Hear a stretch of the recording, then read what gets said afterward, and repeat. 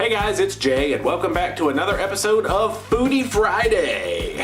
You're like, this is weird, but whatever.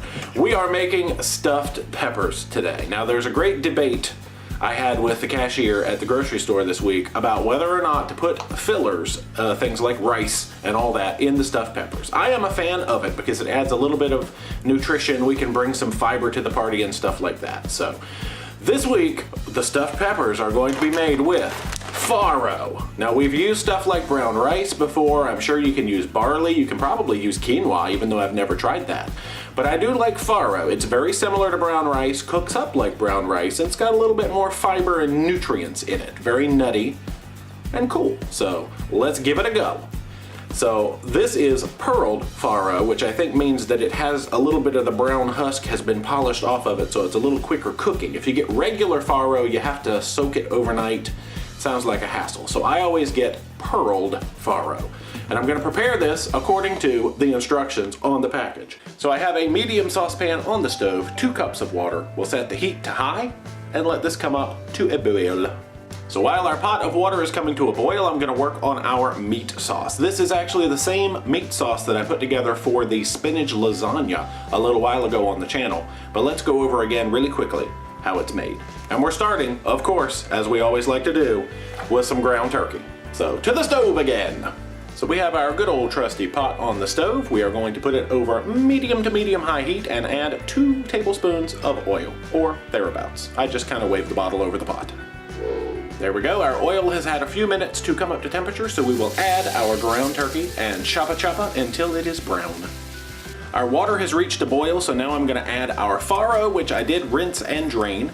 We're gonna let this come back up to a boil, reduce the heat, toss a lid on it, and let it go for about 20 to 25 minutes, or whatever your package instructions are. All right, our farro is simmering away, our meat is browning. Let's turn our attention to the stars of the show, the bell peppers. So you can use 4 to 6 bell peppers when making this dish. That's usually what fits comfortably in a 9x13 casserole dish for me. If I'm using 6 peppers, I like to do the method where you whomp the top off and you do, that's a technical term, whomp, and you fill the peppers up and you have a nice big stuffed pepper like that.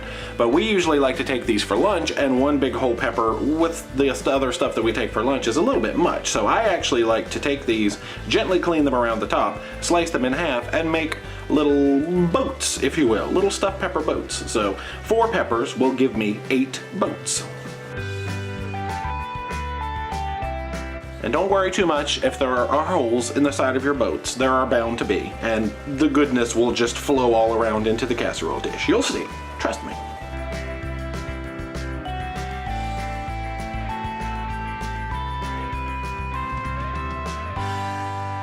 There we go, we have 8 half pepper boats, all ready to receive some goodness.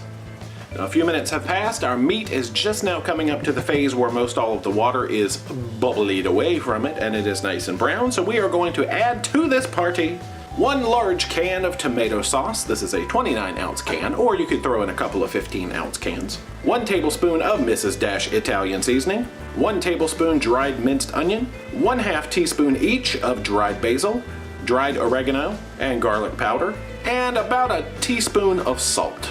So we will stir all this to combine, reduce the heat a little bit. I put it down to, I don't know, medium-low. Add a lid to help with any sort of splashage, and just let this sort of bubble away. Let the flavors combine until your farro is done. And at this point, I like to go ahead and preheat my oven to 350 degrees, which my oven takes about 7 minutes to heat up.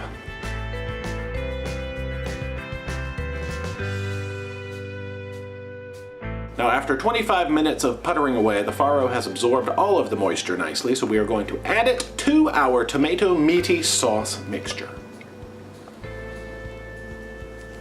Now, time to assemble. I've already arranged our 8 bell pepper boats here in a 9x13 glass baking dish.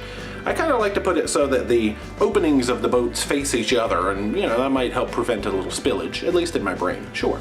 But we're gonna spoon this mixture evenly over the 8 boats, and any overflow, just let it flow. It'll be fine.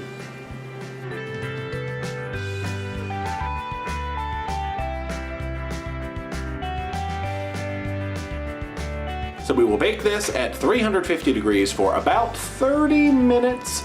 And I usually like to start this off without the cheese, and then after a half hour I'll add the cheese, let it go for maybe 15 minutes more, something like that.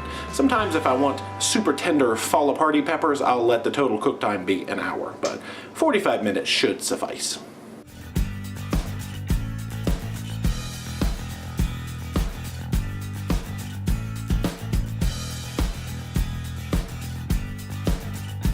And there you have it, stuffed peppers with farro. So let's see how we did on the nutrition front. So there are the numbers for the entire recipe, and then if you break it up over 8 servings, as I have in the little boats. And let's see how we did at the register.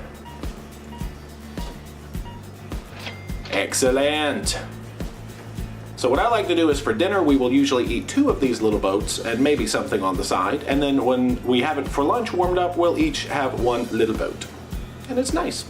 So that is it for this Foodie Friday. Hopefully you enjoyed this stuffed pepper recipe. If you haven't already, please make sure you're subscribed to the channel. All sorts of fun stuff coming all the time. And until next time, rock on.